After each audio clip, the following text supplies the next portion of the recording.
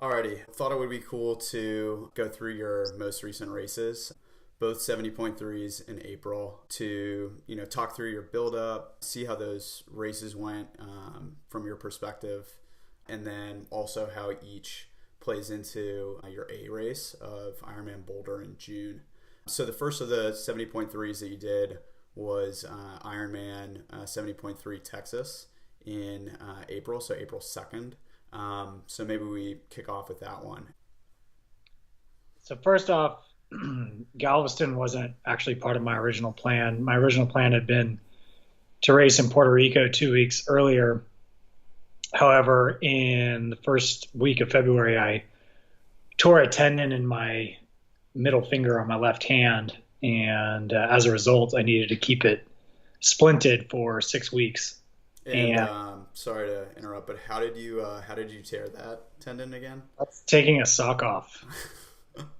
So I went down to reach, pull a sock off, and it ripped my finger apart.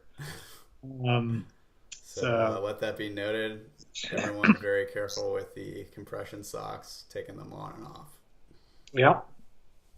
And so it wasn't a major injury in the sense that I couldn't do anything, but there was definitely a chance that I could re-injure it while it was healing or make it worse. And if that were to happen, it could lead to needing surgery. And I really didn't want that to happen. So I pushed the race back 2 weeks, went to Galveston. I grew up in Houston, so the whole area was very familiar, very easy to get down there. I didn't really need to do any recon or anything like that. I knew exactly kind of what to expect. And I have raced there several times. I raced before it was ever even a 70.3 when it was still a local race. This time my whole goal was basically just to not blow up and to try to put together an even effort from start to finish, and then afterwards kind of assess how my race fitness was looking. I hadn't raced in over 6 months, so I've only been training, and it's easy to feel good about yourself when you're training, and then you can go race and you realize it's completely different. So I didn't put a lot of pressure on myself in that event. I kind of just wanted to do my own thing. And fortunately, there was, it was a really big field. I think almost 45 guys started, so it was easy to kind of mix it up regardless of where you were in the race, because we were all pretty, if there's 40 guys spread across 5 minutes, you're always in contact with someone. How it actually broke down, I would say it went pretty well for kind of how I approached it. Nothing felt particularly amazing, but I felt pretty even across all three. And I thought that it set me up well for Peru in 3 weeks, and kind of having a baseline type of effort. I thought that I could race a little more aggressively in Peru, and with a slightly smaller field, maybe shoot for a top 5 in that race. So that was kind of the goal of the 2 events across 3 weeks. So looking at Galveston, how did the race shake out? Basically, in the swim, the group split up.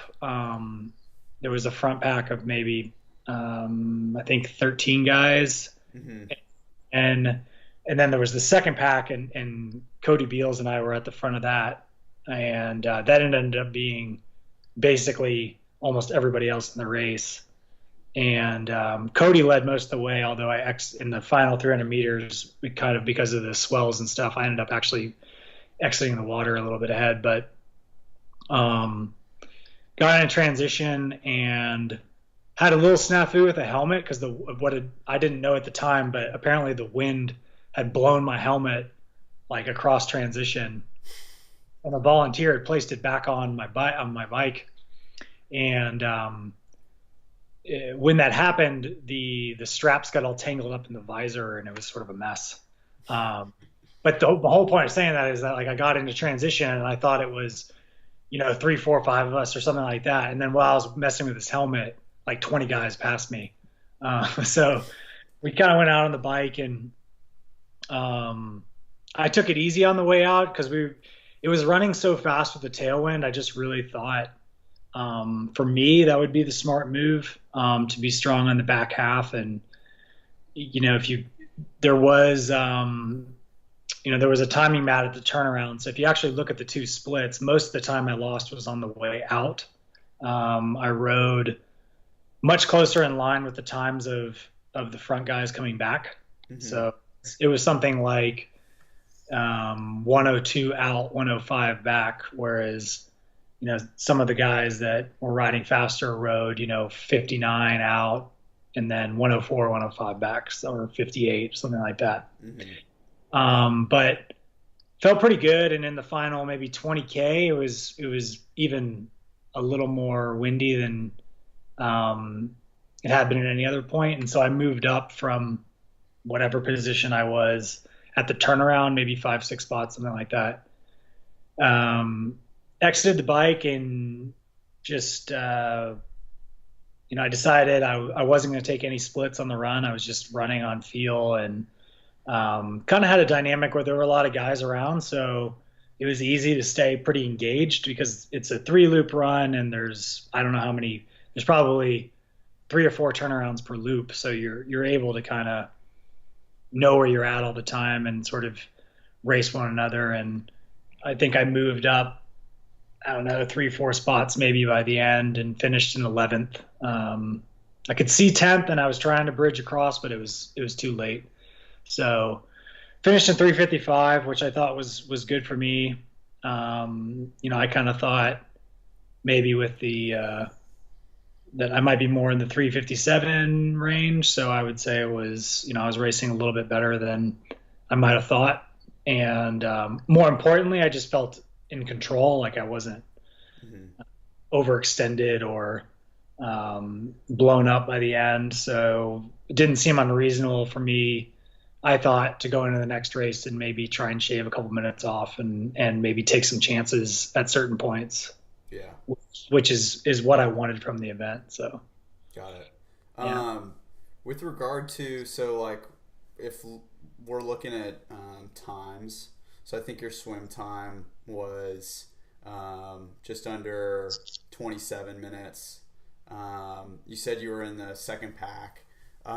Is that like, in terms of how the dynamics of the race work, are you more concerned with and like pleased with being in the second pack and leading that pack, or are you looking at the swim time and saying, I should be going faster, or this is about in line with where I think I am with regard to fitness? So you it sort of depends. In this case, I look at the results afterwards. Mm-hmm. And so in this case, I was, I believe, 8.9% off the front. Okay. So the fastest team, which isn't great.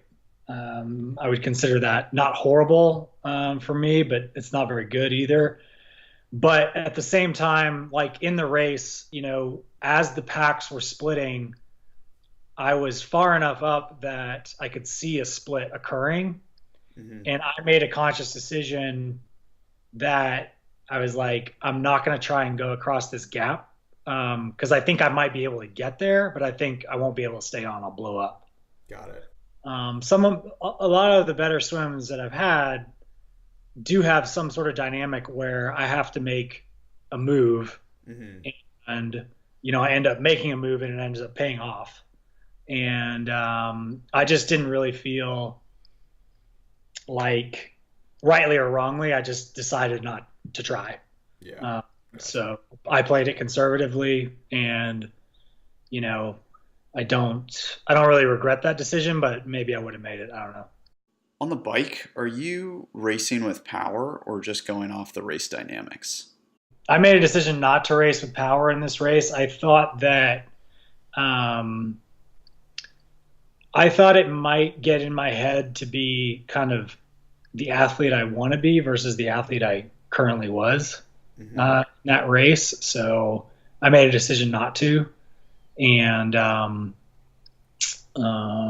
so in this particular race, I was kind of looking at the speed and the effort and how that was playing out.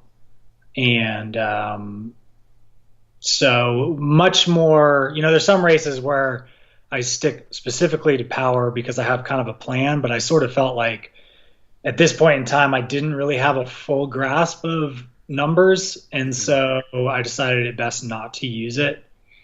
Does that Um, mean literally you don't have a power meter on your bike, or are you? Okay, got it. because so some people would be like, well, don't even look. Yeah. And I think that's fine, but I think you know that it's being recorded. Yeah. Okay. So Yeah.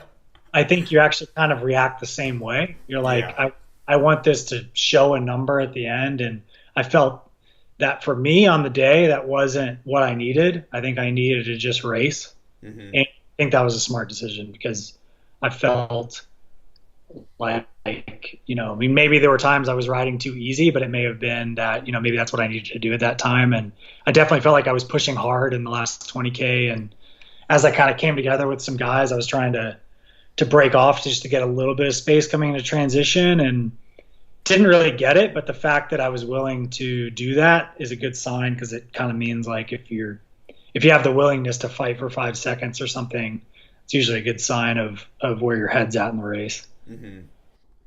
Is it is that somewhat common for you to race without power in like the first race of the season, or is that something that you were doing kind of for the first time? Well, sometimes like if I had done really, um, I hadn't really gotten in some workouts where I felt like it really dialed in exactly what I wanted to try to achieve in the race, and so I didn't really think that it would matter so much in this instance. Whereas, had I had a few more sessions that I really felt like I nailed and had a good sense of how I wanted to approach it power wise, I think I would have run it. So it wouldn't matter that it was the first race or fifth race. It kind of just has to do with what I think is going to result in better execution on my part. Mm-hmm. And sometimes it's being dialed to the second in what I want to do power wise. And other times it's kind of like, I'm just going to go with what I think is best to do on the day. Yeah. So that, What would one of those workouts in lead up to a 70.3 look like on a bike where it's kind of testing whether or not you are dialed into a specific power, or if it's, maybe you kind of want to go at it where you're just racing blind to power? well, it's slightly different because I'm training at altitude and then Right. I'm going to apply to a sea level race. But, you know, I think something as little as 3 by 25 minutes or 4 by 20 minutes on 5 minutes rest, sitting right on like goal power Mm-hmm. for that race at altitude would be enough. Like if you can achieve that, you can probably do it for the full 90K at sea level, particularly if you're rested and then you're in a race atmosphere.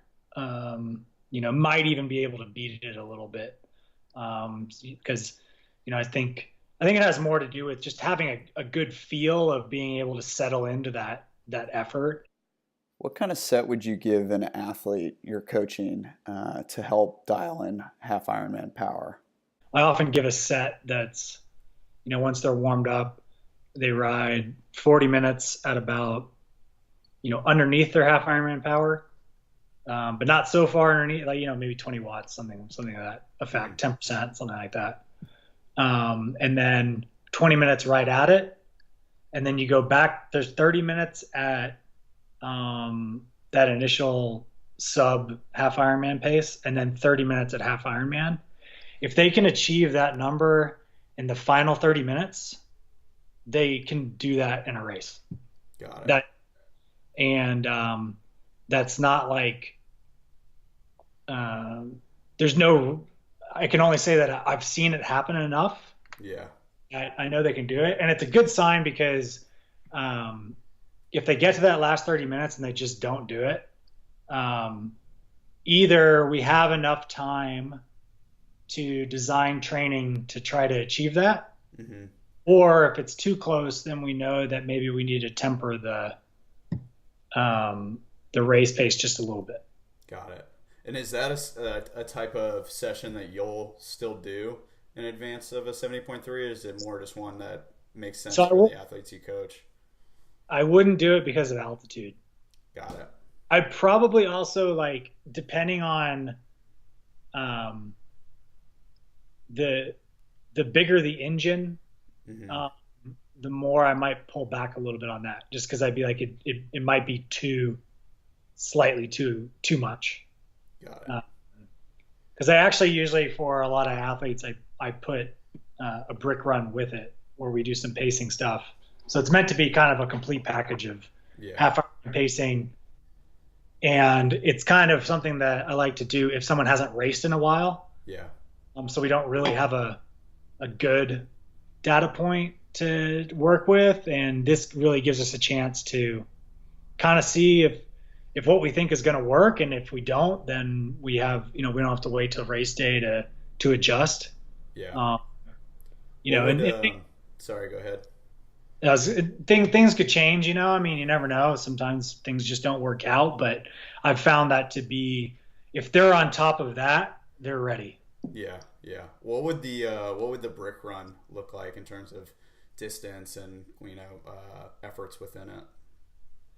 Well, I don't have, so I change it all the time, and part of that has to do with I don't like athletes sort of assessing a session based on what they've done in the past. Yeah. You're like, it went this way before, therefore it has to go this way or better or whatever. Yeah. But the essential idea is basically just to be able to move between paces. So kind of moving between a steady pace and a half Ironman pace. So it's similar to the bike, but shorter. Mm-hmm. So it might be 5-minute segments. It might be a mile, but if you were running 7-minute pace for the half Ironman, I might have you run 5 minutes at 7:30 pace, 5 minutes at 7, 5 at 7. And the ability to move within that and not feel overly worked is kind of what I'm looking at. So if you can get to that pace, but it's really, when you pull back, you're not able to basically feel good again, then we probably either need to adjust training or need to adjust the pacing. That again is something that I'll always change up based on the athlete and probably, again, you're probably looking at that being the most applicable as people get into the 90-ish minute range for a run. Maybe 135 would be okay too. I think if you're like a 2-hour half Ironman type of runner, then that might not apply as well. That's more of just kind of your steady state. You're not really getting to that sort of higher intensity level, and so it's not as applicable. Mm-hmm. Okay. So some of these things you can't extrapolate some of them because the pacing and the intensity are changing as the race is getting longer. So the longer you're out there, the more moderate of an effort compared to your overall capacity it's going to be. Got it. The second race you did was Ironman 70.3 Peru on April 23rd. So coming out of Galveston, 3 weeks of kind of building on fitness and recovering from that race, and then going into Peru. What did the kind of build up and then expectations look like as you were going through that 3-week span? Yeah, so I the first thing that kind of came about was that I didn't bounce back from Galveston as quickly as I would have liked to. Usually a half Ironman, if I were to race on Sunday, I'm able to do something qualitative by Friday. So 4 kind of easy days, maybe even a decent swim on Thursday, and then, kind of good cycling by Friday, maybe good running on the weekend. In this case, I really wasn't able to do, things weren't kind of lining up the way that they would recovery wise until basically Monday. So I was like 3 days behind, which, could have been for a variety of reasons. Maybe the race took a little bit more out of me than I realized, first race of the year, maybe I'm just not used to going that hard for that long. And so I'm just a little more fatigued, something of that nature. So regardless, I kind of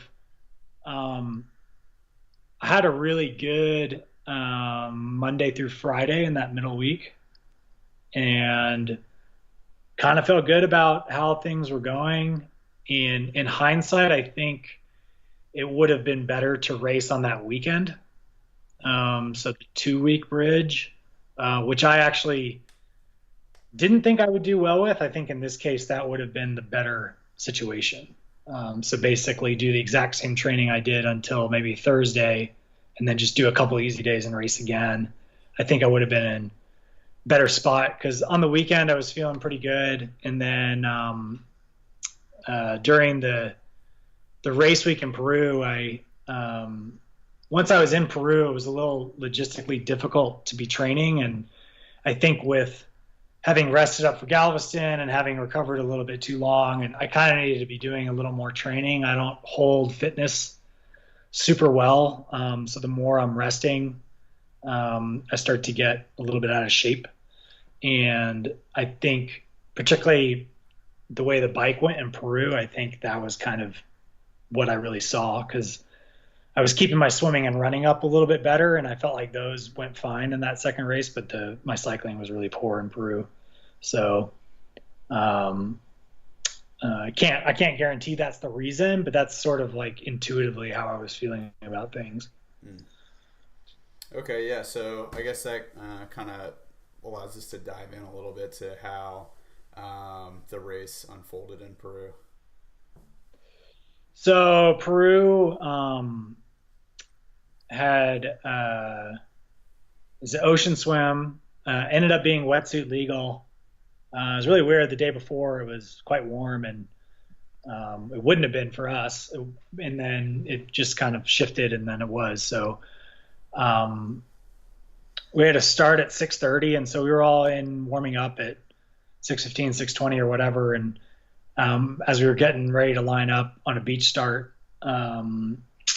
we were told that there had been a car accident on the bike course prior to them shutting it down, and they were still clearing it. And so there was going to be a delay. And they said, at least 30 minutes. So in my head, I said, it's got to be more than an hour. Yeah. Just my experience. That's kind of how these things have happened. So it ended up being like, I don't think it was 90 minutes, but it was close to that. So that wasn't ideal. But I have had that happen before, so kind of was ready for it. So for the first 30 or 40 minutes, I basically just hung out and, had a lot of friends racing, so we were just kind of talking and hanging out. And then after that, we were kind of going, doing something to kind of stay loose, whether it was like just jogging on the beach or jumping around. You didn't necessarily want to get right back into the water, because you didn't really want to warm up and get kind of cold. And yeah, so you wanted to make sure, like, once you warmed up in the water again, it was going to be time to go. So eventually they called it, and it was a beach start. So and actually, because of the amount of time, the tide had come way up, so it ended up being a shorter beach run, because it was going to be like 100 meters, and now it was like 20. And swam a little better in this race, and it was also quite swelly. So not necessarily rough, but pretty. You'd be in a group, and as a swell would come, you'd get spread out, and you're like, "Oh, I'm dropped," and then like the wave would come and throw you sort of right on top of the person again. And you're like, "Oh, I'm still here." So like I said, I think I was 8.9% down in Galveston, and in this race I was 6.4. Okay. So a good jump up. And really, I might have even been a little bit closer, because that time comes from the beach run up, and I was kind of like fumbling with something. So, 5 or 10 seconds can add up to like another percent in that case. So on the bike, it was just one of those days where, it wasn't a hilly bike course, but the first the first loop had two big hills on them and in each direction. And it was one of those days where like the legs were just burning from the first kind of effort to go up them. And that can happen sometimes, and you can sort of work kind of work out of it and get back on point. And just never really happened for me. Just wasn't ever feeling it. Probably wasn't riding much harder than an Ironman effort in the end, maybe at times, but was kind of just stuck in a sort of a steady state type of effort. And it's sort of a circuit course. So eventually, as age groupers get on it and you're mixing it up, I didn't even know where the front of the race was anymore. So, but as I was coming in, the run goes out the way that the bike finishes. So I could see Andy and Jesse, and I was like, that they're pretty far ahead of me. So this is not really going too well. So like in Galveston, I was 5% off the fastest bike split. And in this race, I was more than 9%. So I was almost twice as far off the back. And the run was just a straight out and back, one loop or one turnaround. So, 10.5K out, turnaround. So I hadn't seen anybody for a really long time until, maybe I was 2K from the turnaround or something like that. It was the first time I got kind of a sense of if there was, where the leaders were. And then I was kind of seeing, if maybe there was a spot that I could try and run down on the way back.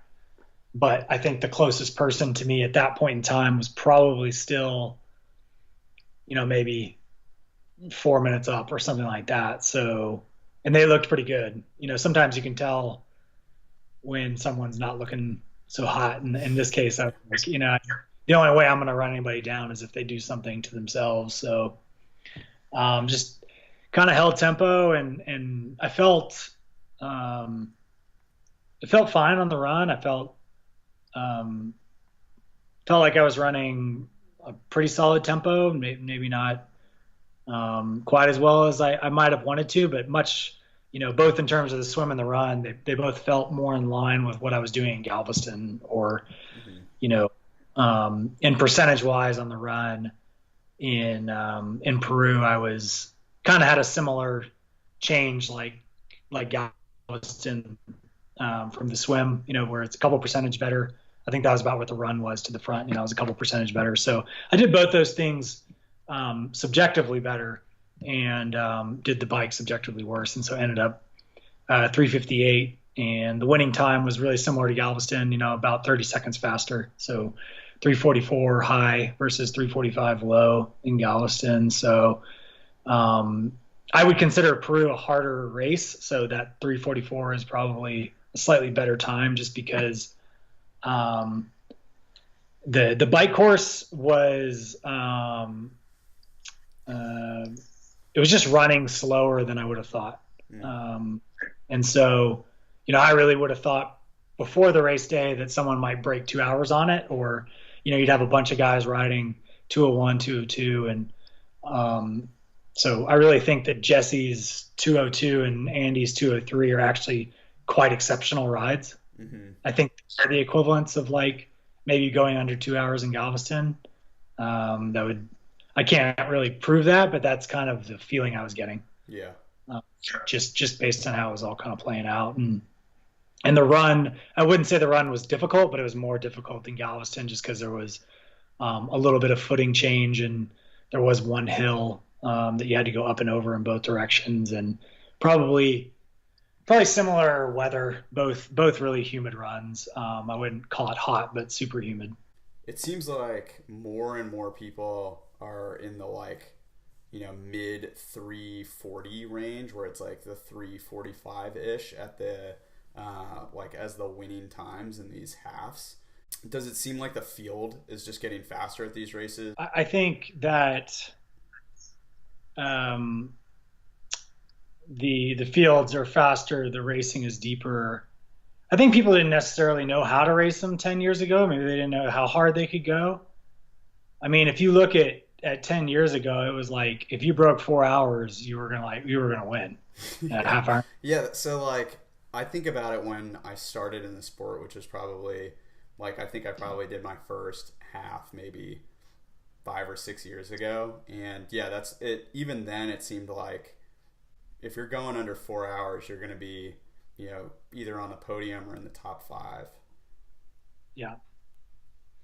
Yeah. I mean, that's kind of the, I mean, it was almost guaranteed if you were a 115 runner, you could probably win any half Ironman there was. And now 115 might, is kind of like, might get you a paycheck.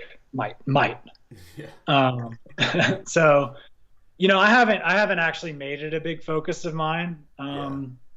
I've used them more as the lead into other races, or just kind of getting to mix it up. And also, I don't like to just train all the time. I like to race. What are the benefits that you see in yourself, and then potentially in athletes that you coach with racing 70.3s as a means to get faster over the full Ironman distance? I think part of it is kind of the way the sport's playing out now. I actually like Olympic distance racing a little bit more so, for the sake of. I always felt like, even if I wasn't as fast as some of the Olympic guys, that I could kind of target the correct effort. I could wrap my head around going hard for a little under 2 hours. Whereas halves, I sort of felt like I more defaulted more towards the Ironman, whereas the really good people for half Ironmans were essentially doing Olympic distance racing twice. And that's why they're so good. And so, it might be that if Olympic distance racing were a little bit more prevalent, I might put a little bit more emphasis both on it for myself or for people that I coach, but it's not quite as readily available as it used to be. And certainly even it's not across the board as competitive consistently, whereas I know people are going to, if they go to 70.3s, they're going to really be able to stack themselves up against some of the better people in their age group, depending on their goals. Mm-hmm. So, I am working with people that want to be, racing for age group wins, or, going to worlds and doing things like that. And so they need to be racing fast people, and that's where fast people are. And so that's, in some cases it transfers over really well to Ironman. And I do know, I do have a couple athletes that do really well at both, even while getting ready for, might be getting ready for an Ironman, still have the ability to race halves really hard, whereas others, we have to kind of separate the focuses a little bit more. Mm-hmm. And I think that would be the case for me as well. Like if I'm going to try and give a really hard effort or a really good effort in a half Ironman, I kind of need that to be what the weeks are built around, and sort of stripping away that steady state Ironman default intensity, like getting away from that and making sure that everything is a little more either much easier or much faster. So a little more polarized. Mm. To your point about pros kind of figuring out how to race halves better, what do you mean by that? Well, I think with anything, people see something that's currently happening and are responding to that, and then as soon as there's a breakthrough, people begin to. I think like when Rogers Bannister broke the 4-minute mile, numerous people ran that fast right after that, because now it was all of a sudden it was the norm. And that can also be the case for athletes themselves. Like I remember reading somewhere in Jack Daniel's book, he's like, once an athlete has done something once, then that can kind of be something that they default to now versus it being a stretch later. So I think as people were like, committing themselves to riding hard for all 90K, time started coming down, and they started paying more attention to better aerodynamics and, doing little things to try and shave 20 seconds here, 30 seconds there.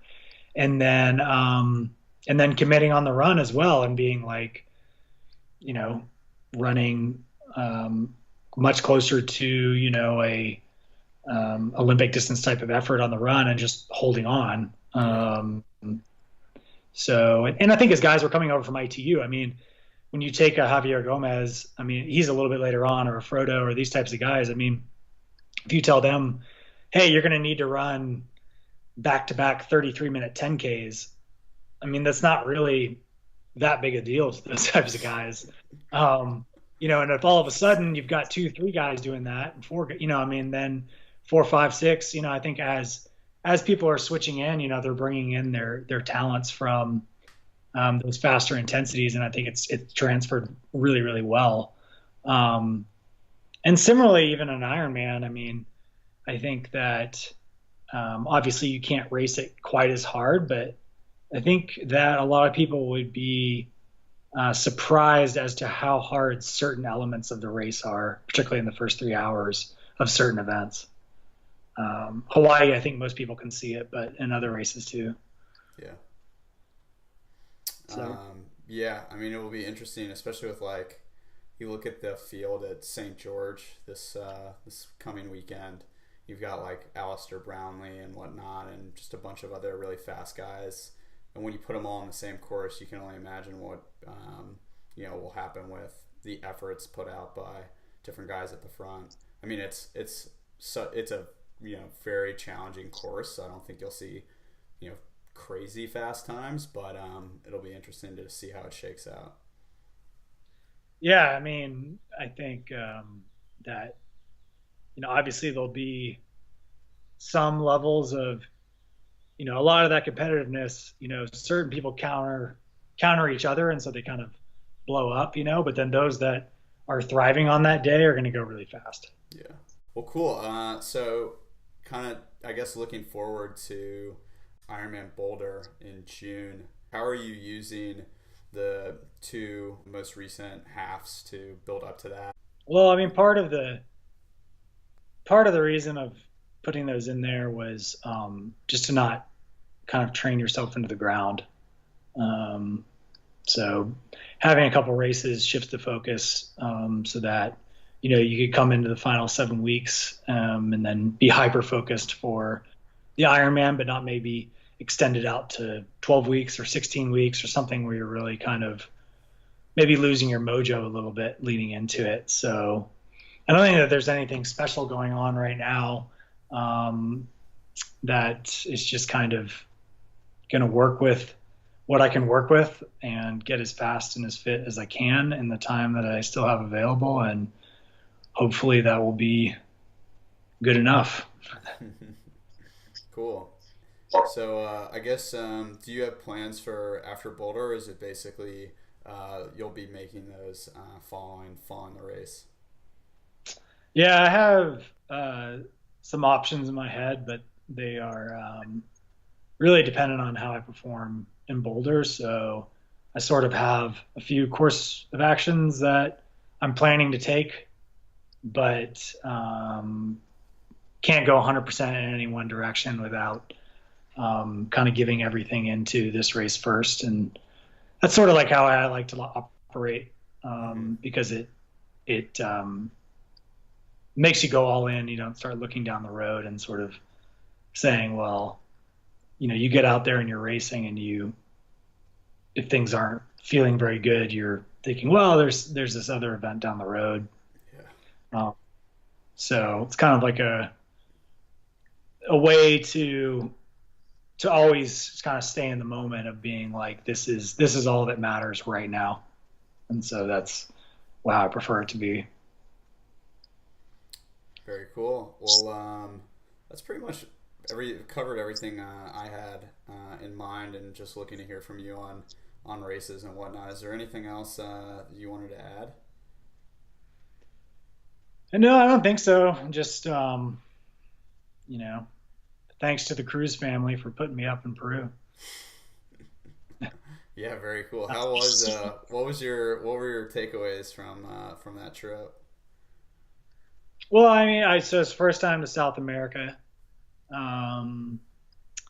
Peru is all the people were really nice. I think that I was primarily mixed up in the triathlon community there, and this is the first big race that's in Peru. And so I think they were super excited to have that there, to have people coming in to kind of see what they're going around. And they're definitely highly, highly motivated. I mean, since Ironman brought in that race, I know with that little club that they had, or the team, they've had a huge influx of people come in with interest and all that type of stuff. So it was cool to see how, the addition of an event in an area that doesn't have something like that can have such a broad effect. And that's obviously going to lead to them racing in other places as well, whether that's other places in South America or other places in the world, and that kind of seeing that spread around is pretty cool. And being a part of the inaugural event, which I suspect will continue to be pretty popular, was fun to be a part of. Cool. Well, good stuff, man. Great to connect with you as always. I'm sure those tuning in will find this of interest. I'll cut this off and let you enjoy that Sanitas IPA.